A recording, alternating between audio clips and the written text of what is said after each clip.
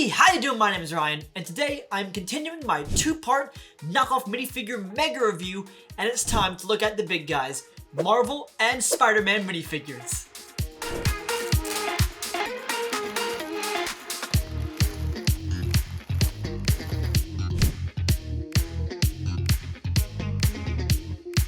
By the way, if you haven't seen part 1 of this knockoff minifigure mega review, give it a watch, as there are some surprisingly good Star Wars and DC knockoff minifigures. But now, let's dive into this giant pile, and for the first figure, I'm doing one that was really highly requested in the last Spider-Man video, and that's this XINH Doc Ock. This figure comes with a lot of little tiny pieces to build your own Doc Ock arms, and that's pretty cool because I think they're going to be posable and flexible. Let's find out. There is a lot to like about this figure, but on the whole, I'm not sure it works. Not from a design standpoint. The look of the torso is fantastic, the face print looks wonderful, the look of the tentacles is phenomenal, but I think it fails from a structural standpoint. It just doesn't work as a figure because these tentacles break so easily.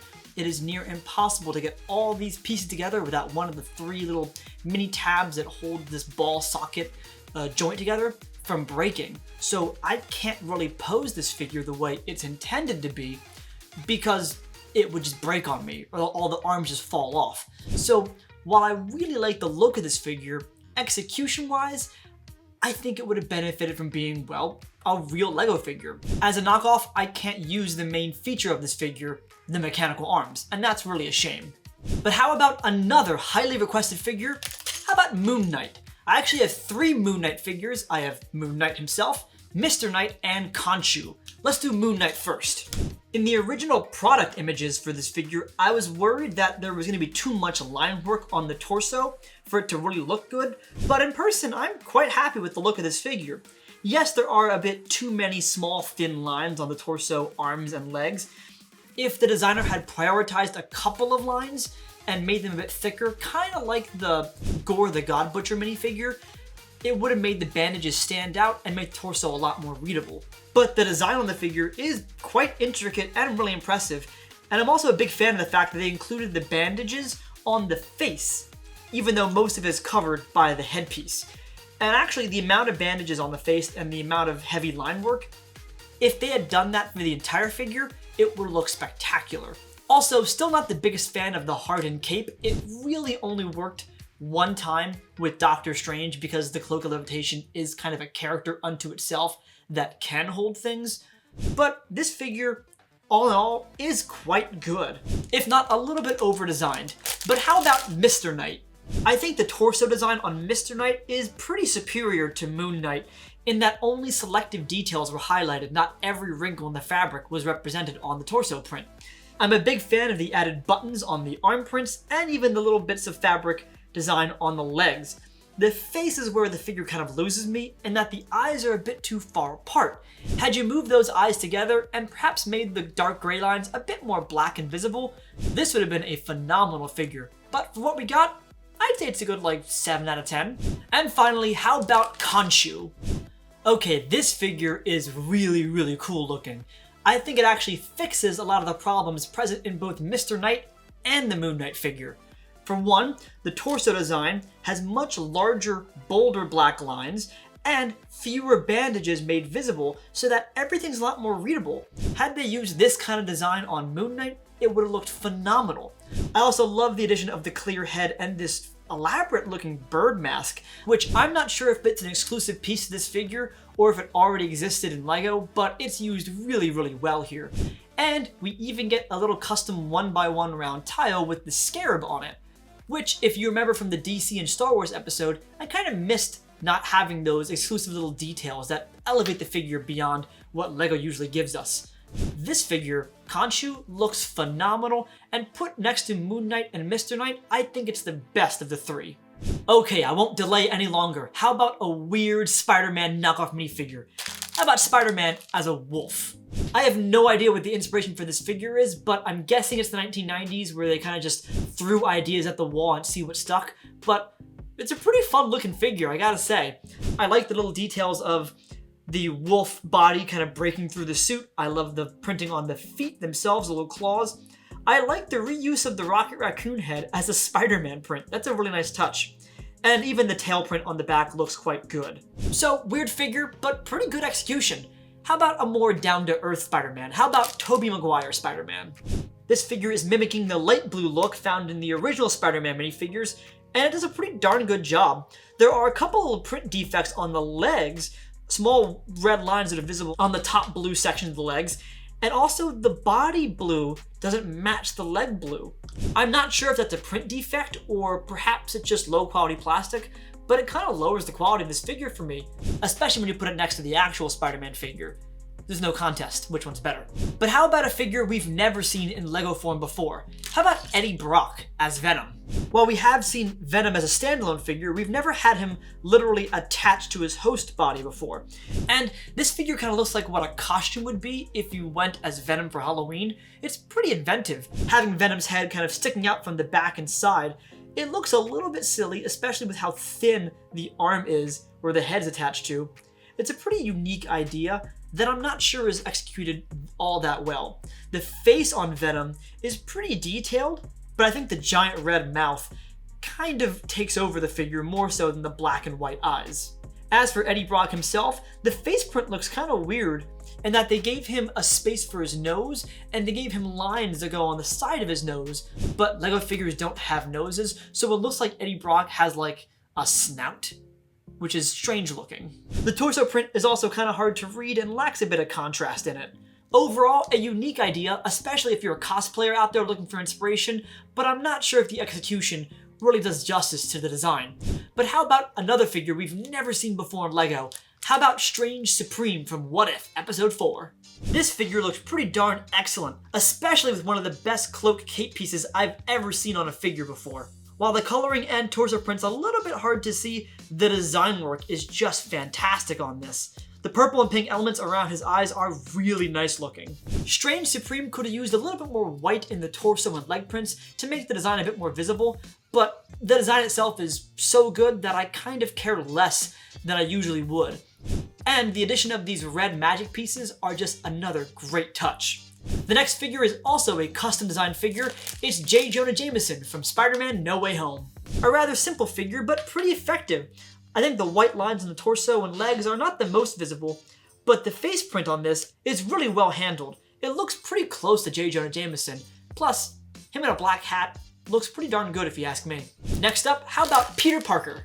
I'm not sure which version of Peter Parker this is pulling inspiration from, whether it's the comics or TV series, but it's a really nice looking figure. I love the Spider-Man vest that he's wearing, with the Spider-Man graphic on the back, even though Spider-Man isn't hyphenated, which it should be. And the face print is wearing a Spider-Man face mask. I'm not sure when this figure was designed, but if it was designed in the past 2 years, that hits a bit close to home. I'm not sure how I feel about that. Thankfully, the alternate face looks pretty good too. We also get a 2x2 towel print of a newspaper with Spider-Man on it, again, not hyphenated. Frankly, I think this figure feels quite at home in the Daily Bugle set and would fit right in. Okay, how about another weird figure? How about Spider-Man as a Native American? I have no idea what this figure is supposed to be, and even if I did know, I'm not sure how I feel about this figure. The different elements feel like they were almost designed by different people. The legs, torso, face, and headpiece really don't match at all. The face has much bolder, blacker lines in the torso and legs. The headpiece has no other extra printing outside what usually is included on LEGO. This is probably one of the weirdest knockoff figures I've ever reviewed on this channel before, and I gotta give the designer some respect for making this figure. It's definitely something to look at, and it's something special for sure, but is it good? I don't know. But I'll tell you one thing, I need a normal figure after that one. How about Captain America? Just plain old Captain America. This design is based off of his look in the original Avengers sets from 2012, and everything's pretty good except for the face. The face has far too much white and not enough peach on it for it to look good, especially when you put it next to the actual Captain America figure. But the torso design is pretty accurate, if not a little bit small. Up next, how about Loki? This is based on his TVA look in his Disney Plus show, and I'm kind of mixed on the design of this figure. The torso looks pretty muddied and kind of busy. The legs look fantastic. The arms look really good. The face looks very little like Tom Hiddleston, but What's good on this figure is really, really good.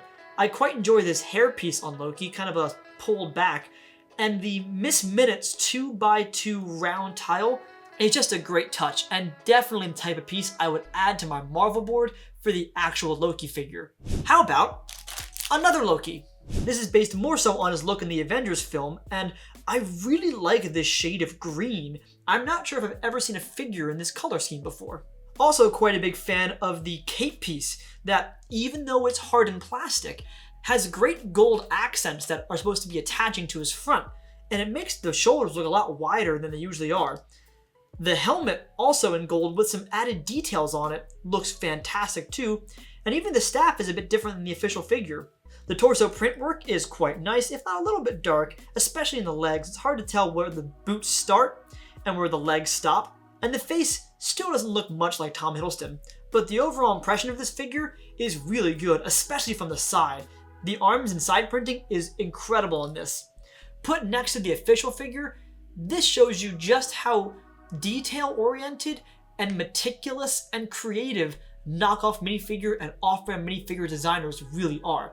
So let's see where this Spider-Man figure ranks. This is Peter Parker from No Way Home. The Tom Holland one. There are other Peter Parkers in No Way Home, so I should specify. This is Tom Holland from No Way Home. I honestly can't tell if this is his black suit or if the blue is just really, really dark on the print. I think it's the black suit. We also get another Spider-Man hood piece that came with a lot of the other knockoffs from the past video, and an alternate Peter Parker face, which kind of gives him what should be cuts, but looks like bad stubble, like he can't grow a beard. The best part of this figure is probably the additional accessory of the Doctor Strange relic, even if the print works a little bit dark on it. All in all, a fine Spider-Man knockoff figure, but I think we've seen better before. Now how about Andrew Garfield? This figure falls into the trap that a lot of knockoff Spider-Mans do, in that the web work looks really, really intricate, but because of how many small black lines they give him, really hard to read on the torso. The amount of black lines darken the overall red, and it makes it feel more like a mushy gray than an intricate web pattern. Again, we get a Peter Parker alternate head, which, if it didn't have incredibly bushy eyebrows, might have looked pretty good. This figure is another case of really complicated design squished into a tiny torso. It's quite hard to make work. Let's see if Tobey Maguire can make it work though. No, not really. This figure has the opposite problem where instead of a bunch of black lines, it's a bunch of silver lines that make the figure look overall lighter in color. The more knockoff Tobey Maguire Spider-Man figures I look at, the more I appreciate LEGO's original design team in the creation of the Spider-Man 2 minifigure, in that they were able to balance those silver web elements much better because they're only on the torso and face. They're not on the arms or the legs, and it really focuses the design and gives the torso the element of being a centerpiece. That's the key to it. The overall simplicity of design really helps the figure shine. So let's take a break from Spider-Man and let's move to the villains. How about Max Dillon, Electro? I feel like I've already reviewed this figure before, and it's pretty over-designed and complicated. Not much else to add here. So moving on, how about Green Goblin with a bunch of tiny pieces to build a glider? So this time I was sure to follow the instructions properly for building the Goblin glider, and I don't like the build that much, to be honest. I think it's a bit too flimsy and a bit too rickety for my liking. Also, the white spikes on the glider just look cartoony. I prefer silver. The Goblin figure, the torso and legs look fantastic, although I'm pretty sure it's just a duplicate of the one we saw in the last Spider-Man video I made. The new elements being the helmet, which I don't like at all. I think it's a bit too fat and wide. And the face underneath looks pretty good, even if the added extra lines are a bit too faint for my liking. So an okay Goblin figure that doesn't really do anything new. What it does do new is worse than before, and the glider just is bad in my opinion. So that's strike one. How about a second Goblin? Will this be strike two? Not only is the glider much better in my opinion, even if it is a little bit bulky, truly it'll be hard to beat the custom molded glider piece from my last Spider-Man knockoff video. That was incredible. But the figure on this one is also really, really good. It's a great rendition of the tattered Goblin look, Even if it's a little bit dark overall, the amount of design that went into this is quite fantastic. Again, some white lines in the torso would have added to the contrast of this figure and would have greatly improved it, but for what we got, I'm quite happy. Even the face print looks really good. It fits perfectly in the hood and actually matches LEGO's design aesthetic to a T. I'm quite impressed by that. Moving on, how about Doctor Strange? This is his look from No Way Home, a figure that we have seen before, but this is a revised print, it looks like. The face looks quite nice, even if Doctor Strange looks a little bit more mischievous than usual. The torso print is very clean and very well designed. This is the level of detail that makes these figures look real. And even though the cape is a hardened plastic, I'll look past that because the overall figure is fantastic looking. So how about some more new Spider-Man figures? How about this Spider-Man, which I don't know where it comes from. This is kind of like a Spider-Man Mysterio hybrid figure. If you know who this is, let me know in the comment section down below. The overall print work and print quality is really accurate to LEGO. The amount of contrast is correct, the colors are correct. The only thing kind of new is this hardened cape piece, which is definitely not in LEGO's wheelhouse. But this figure looks really, really good, even if I have no idea who it's supposed to be. How about this Spider-Man figure, which is Spider-Ham from Into the Spider-Verse. This figure is very faithful to the original design, but adds some extra printing on the feet, and I think the face does look a little bit off and that the eyes are a bit too far apart. Put side by side to the official Spider-Ham figure, this one is noticeably darker than the official, but still overall quite faithful. Let's keep the Into the Spider-Verse theme going and build Miles Morales next. So this figure looks fantastic, and it's a great example of contrast in print. This whole video I've been harping on some figures' prints needing more contrast. For what I mean, look at this figure. The whites are clean and crisp, the blacks are bold and deep, the reds are colorful and saturated. The color contrast on this figure from torso to legs to arms to face is perfect. The design, though, is not perfect. The entire torso feels a little bit squished and pushed upwards, leaving a large section of black where the belt is.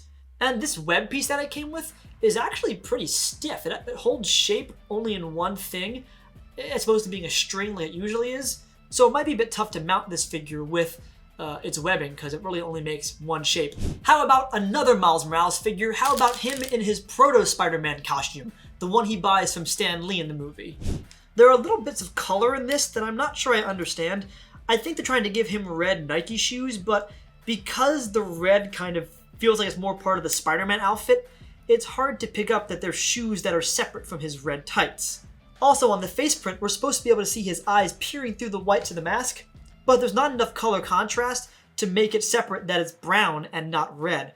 So it kind of looks like Spider-Man's actual face is red, and he's wearing a red mask over top of it. Looks kind of weird.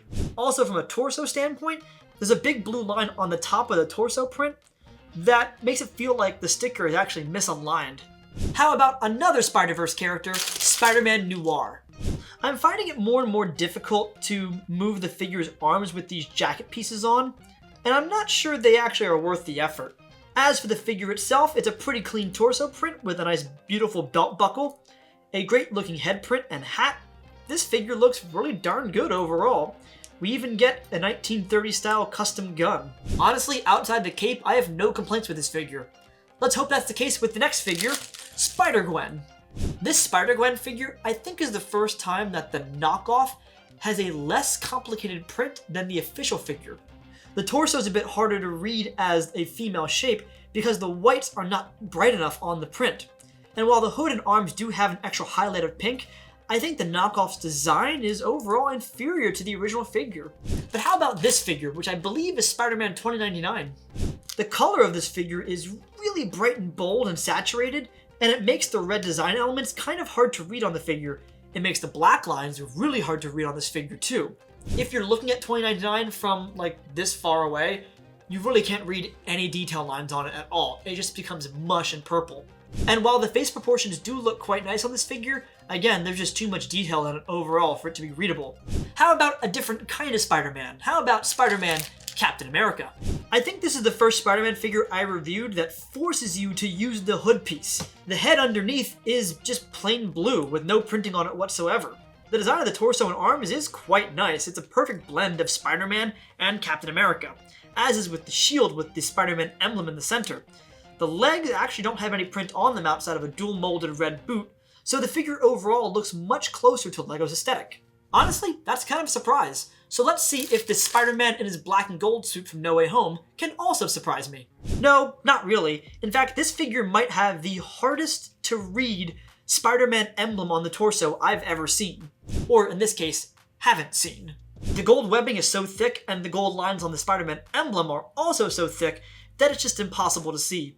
The black detailing inside of the sections are also pretty difficult unless the light hits it just right.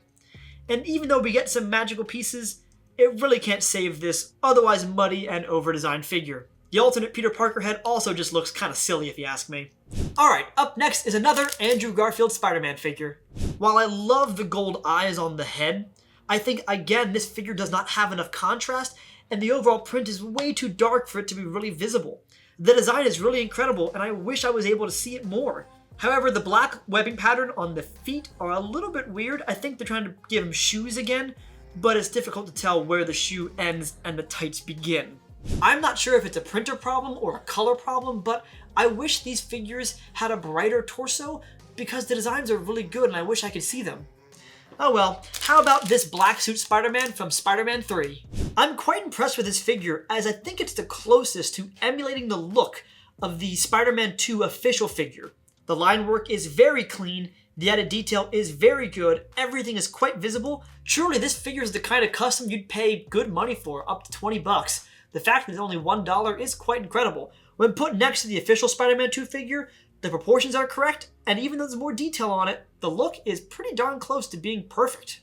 Let's hope our next figure can be just as good, which is the Tom Holland integrated suit. I think I already reviewed a version of this figure, and both are very good at copying the official figure. Even though the eyes are a little bit more squinty in this one, the color is quite nice, the design is very good. Wish there was a bit more light gold in the added emblem, as it would have made it pop a bit better. The added Peter Parker face looks a bit odd, especially with all that blood on it, and the eyes are a bit too big if you ask me.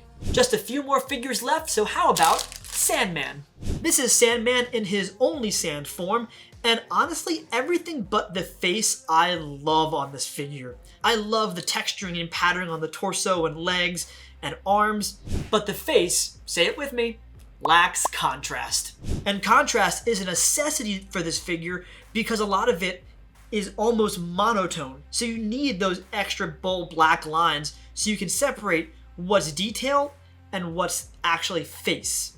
But if LEGO were to make a Sandman only sand minifigure, I hope the torso and legs look as good as this custom. How about this figure, which I'm not sure who this is, but whoever this character is has a really nice torso design and a really clean print overall. I like the separation of gray, white, and red. The colors are bold, the contrast is nice. The face, I think is correct. It feels a little bit too tall and too skinny, but I'm not sure if that's the figure or if that's the design or if that's the print. Also, again, let me know who these characters are in the comment section down below. You guys have been crushing it and knocking it out of the park with identifying figures that I have no idea who they are, so please, who is this? I would love to know. However, I do know that our next figure is Null. The torso design is quite nice on this figure, even if the red's a little bit hard to see. Could have used a bit of a white outline or even just a white highlight to make it a bit more visible. The hairpiece is quite nice. I think it's a Lord of the Rings hairpiece colored white. The face is a little bit too spread out and the eyes a bit too small for it to look that great, but this custom sword piece looks phenomenal. I'm not sure if we'll ever get Null in the MCU or even the Sony Marvel films, but this figure looks pretty good for what we get. How about this one, which is, it looks like Venom, but also has guns. This is another figure that forces me to use the round hood piece, but the print on this I'm really happy with. The grays are visible, the whites are visible, the black is nice and dark, the added line work on the arms is fantastic, the back looks really good. The two gun molds look quite nice, although it's kind of hard to raise the arms much higher than 90 degrees because of the shoulder pads. But this figure looks pretty phenomenal. That's a good quality custom right there. Two more figures left, so how about this one, which I think is Silk Spectre or Silk, but I'm not 100% sure. The face print I'm quite impressed with, as the separation of peach and red is very clear and very clean. The torso is pretty simple, but has enough contrast and little hints of red to make it look nice. The legs have only a little bit of printing on them, which makes it feel more like Lego. And the hairpiece fits the figure and touches the shoulders in a really realistic way. I think it's a custom piece, to be honest. This figure is very good looking. And the last figure for our mega review is this green Spider-Man with arms. Judging by the torso print on this figure, I think this is a Hydra Spider-Man, which looks really good in this color green. The gold stands out really nice on it. The black lines, however, don't look that good, as they're a bit too thin and a bit too close together for it to read as line work. I wish this figure was less black lines and maybe some golder lines instead to make them stand out, but the design work overall on this figure is pretty good, even if the print quality doesn't do it quite justice. And there you have it, a whole bunch of new Spider-Man and Marvel knockoff minifigures. Which one was your favorite? Let me know in the comment section down below. And don't worry, I already have my next knockoff minifigure video planned out. I'm doing Multiverse of Madness with some Doctor Stranges, Scarlet Witches, Mordo, and Illuminati members. So be sure to keep an eye out for that one. I'm just waiting for figures to ship. And as always, if you like this video, be sure to subscribe to the channel, and thanks for watching.